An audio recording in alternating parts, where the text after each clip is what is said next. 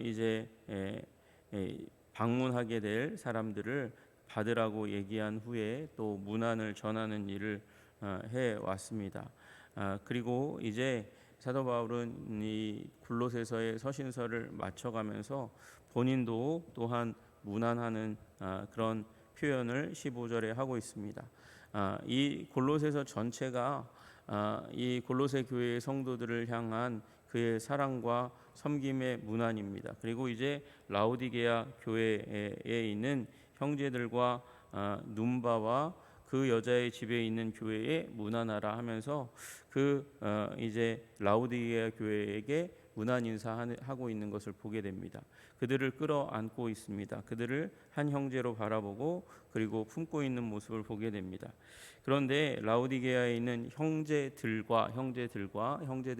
이미 알고 있는 형제들일 가능성이 많은 거죠. 그러니까 언급을 하지 않죠. 그런 형제들을 이미 이제 소식을 알고 있고 이미 이전에 문안 인사했고 그리고 형제로서의 교제를 그렇게 인정했던 사람들이 있고 이제 새롭게 이 라오디게아의 교회의 지도자가 된 사람, 지도자의 반열에 든 사람이 있는 것 같습니다. 그가 눈바입니다. 눈바는 여자예요.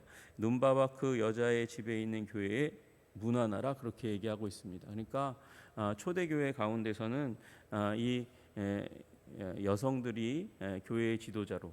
그러면 사도 바울이 이상하지 않습니까? 사도 바울의 서신서 가운데 많이 여인들에 대해서 뭐라고 말씀하시냐면 순종하라 그렇게 얘기합니다. 순종하라는 말은 지도자가 될 수 없다는 말입니까? 아니라는 것이죠.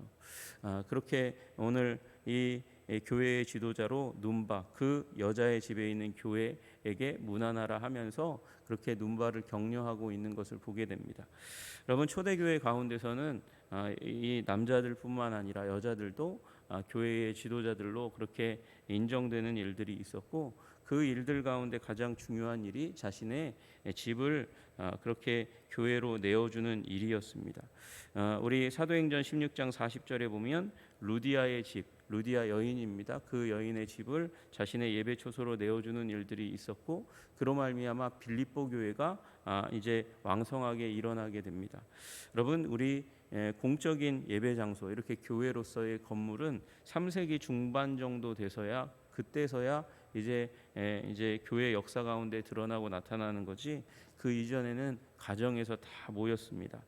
우리 여기 이 골로새 교회는 빌레몬의 집에서 모였었고 그리고 이 방금 말씀드린 대로 빌립보 교회는 루디아의 집을 근거로 해서 이제 일어나 성장했고 그리고 사람들이 많아지면서 다른 가정에서도 이제 분할하여 모이는 일들이 일어나게 되었던 거죠.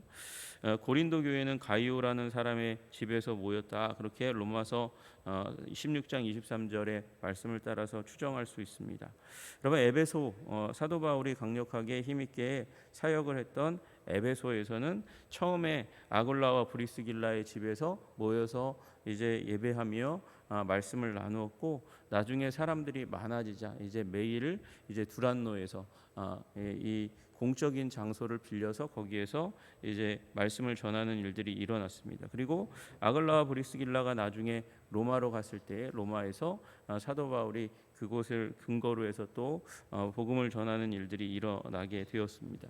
여러분 그러니까 집이 중요해요. 집이 교회에서 이 교회 그 이후 3세기 이후로부터 시작해서 교회가 계속해서 공적인 장소에 머물렀고 그리고 그 공적인 장소를 교회라고 붙이기 시작했습니다. 그래서 왕성하게 힘있게 이 교회가 이제 성장할 때에는 그 교회가 어마어마하게 크게 되는 일들이 일어나잖아요. 여러분 그래서 교회는 크다라는 생각을 하게 됩니다. 그러나 여러분 우리 이 20세기 말에 이제 새롭게 등장한 이제 교회 운동 가운데 하나가 이제 셀교회 운동입니다. 셀교회 운동은 다시 가정교회를 회복해야 된다는 거예요. 가정교회를 회복하지 않으면 안 된다는 것이죠. 그러면 큰 대예배 큰 규모의 사람들로 모이는 예배는 무익한 것인가? 그렇지 않죠.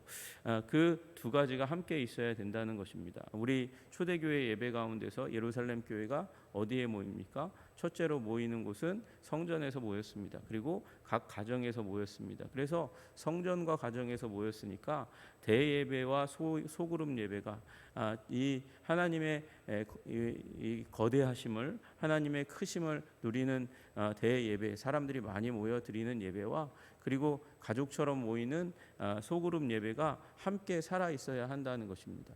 그래서 여러분 우리 가정교회가 그래서 결성되어서 운동하고 있습니다. 이 가정교회 운동의 원형이라고 얘기할 수 있는 것은 초대교회의 또 가정에서 모이는 예배이지만 교회 역사 가운데서는 이제 요한회술례가 이제 회복한 구역입니다. 구역 조직입니다. 여러분 우리 성도들이 모여서 함께 예배한다고 거기에 그 목사님이 없으니까, 영적인 지도자가 없으니까 무익하다 여기시면 안 됩니다. 아니요, 그렇지 않습니다. 결코 그렇지 않습니다. 우리 주님이 계시면 다 거룩한 모임인 줄로 믿으시기를 주님의 이름으로 축복합니다. 우리 가정교회 모임도 중요한 모임이에요. 우리 예배, 주일날 예배에 와서 예배 드리고 돌아가면 내 할 일 다 한 것이다, 아니라는 것입니다.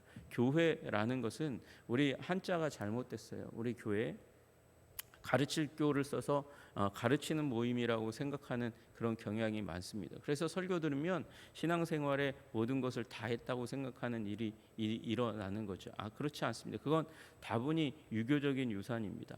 원래 교회의 교자는 저는 친구 교자, 교제할 때 교자를 써야 된다고 믿습니다. 그래서 교회입니다. 이 하나님과 만나고 그리고 성도들과 만나는 곳이 교회인 것이죠. 그것이 에클레시아의 본래 의미 아니겠습니까? 에클레시아는 어디로부터, 죄악으로부터, 지옥으로부터 구원받은 자들의 모임이에요. 그러니까 구원받은 자들이 얼마나 기쁨이 가득 차겠습니까? 그러니까 기쁨을 누리는 사람들의 모임인 줄로 믿으시기를 주님의 이름으로 축복합니다. 그래서 우리는 힘써 할 수 있는 대로 모이기를 힘쓰는 자들이 되어야 하는 것이죠. 여러분, 모이기에 힘쓰는 여러분과 제가 되기를 주님의 이름으로 축복합니다.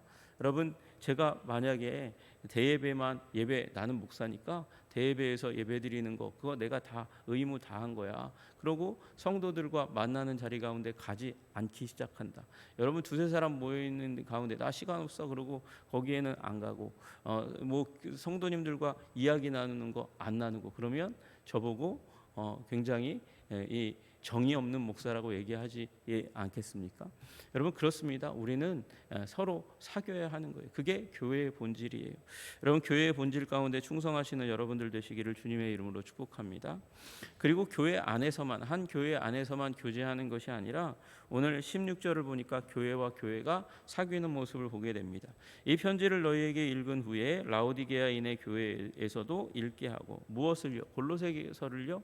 골로새서를 사도 바울이 썼으니까 물론 대필자가 있어요. 대필자가 있어서 대부분의 글을 써요. 사도 바울이 눈이 어두우니까 그래서 필요 이상으로 글자를 크게 써야 하고, 글자를 크게 쓰면 그러면 이제 기록하게 되는 양피지가 분량이 더 많아지고 그러면 더 많은 비용을 써야 되니까 불필요한 일을 이제 감하고 또 이제 말씀을 구성하는 것에 집중하는 그 가운데 있으니까 대필자가 따로 있단 말이에요.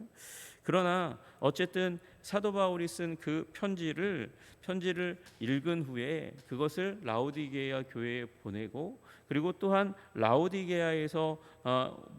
라오디게아로부터 오는 편지를 너희도 읽으라.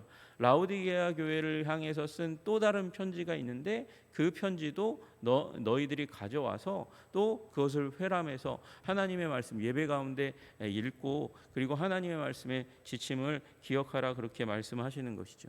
지금 골로새서가 쓰여지고 있을 그 당시 가운데서는 신약 성경은 형성되지 않았습니다.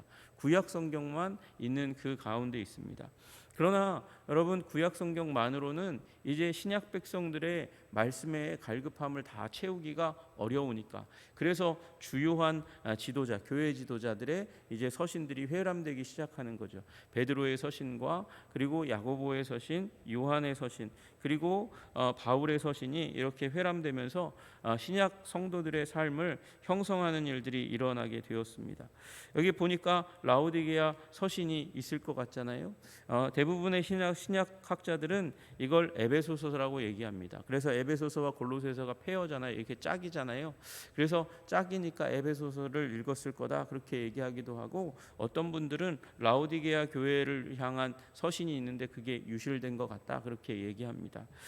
그러나 어쨌든지 교회들이 서로 교제하면서 서신들을 나누고 문안하고 격려하는 일들이 일어나고 있었다라는 사실을 우리는 기억하는 것이죠.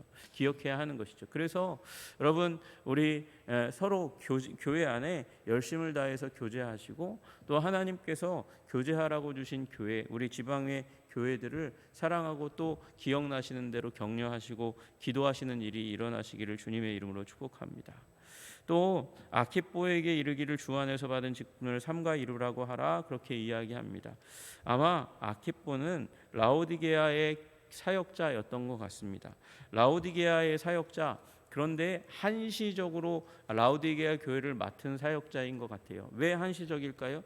에바브라가 지금 바울을 향해서 갔으니까. 그러니까 바울이 이 에바브라가 없는 그 상황 가운데서 교회를 책임져야 할 사람이 있으니까, 그래서 아키뽀가 세움 받았던 것 같습니다. 그래서 아키뽀가 여기 말고도 이제 빌레몬서에 나오는데 함께 병사된 자라는 그런 지칭을 받습니다.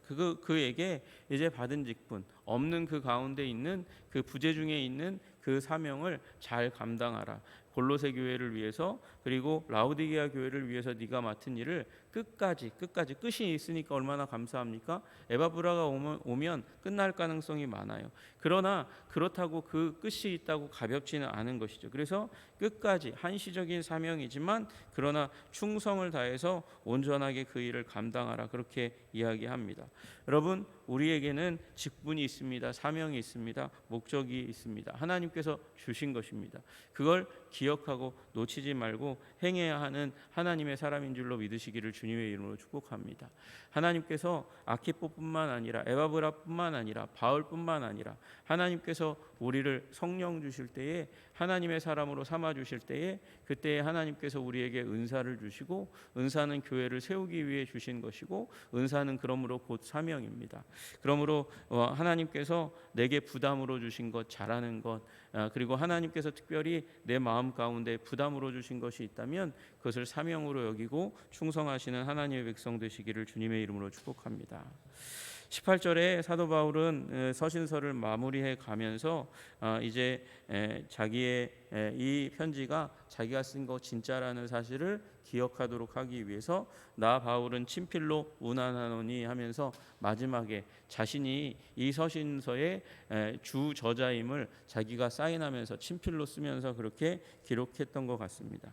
그러고 나서 내가 메인 것을 생각하라. 마지막 이 서신서를 마무리할 때 추신하면서 가장 중요한 거 쓰지 않습니까? 잊지 말아야 될 거 쓰지 않습니까? 그걸 쓰고 있는 거예요. 내가 메인 것을 생각하라. 나 지금 감옥에 있다라는 것을 기억하라는 것이죠. 감옥에 있으니까 어떻게 하라는 거예요? 기도 열심히 해달라는 것이죠. 그리고 사도 바울이 앞에 내가 메인 것을 생각하라고 하면서 했던 말은, 내가 메인 것 그것 때문에 내가 이 메인 그 가운데서 구원받기를, 건강하게 되기를, 좋은 사람 만나기를, 위에 정치가들의 은혜를 받기를, 재판 결과 잘 나오기를, 그걸 위해서 기도하라 얘기하지 않고 복음이 나로 말미암아 진보될 수 있도록, 전파될 수 있도록 위해서 기도해 달라고 이야기했습니다. 여러분 메이나 풀리나 사나 죽으나 그리스도의 복음이 전파되기를 간절히 원했던 사도 바울처럼 우리 교회의 생명력은 결국 복음입니다. 복음 전하는 우리 교회 되도록, 복음 전하는 목사와 전도사 되도록 기도해 주시기를 주님의 이름으로 축복합니다. 축복합니다.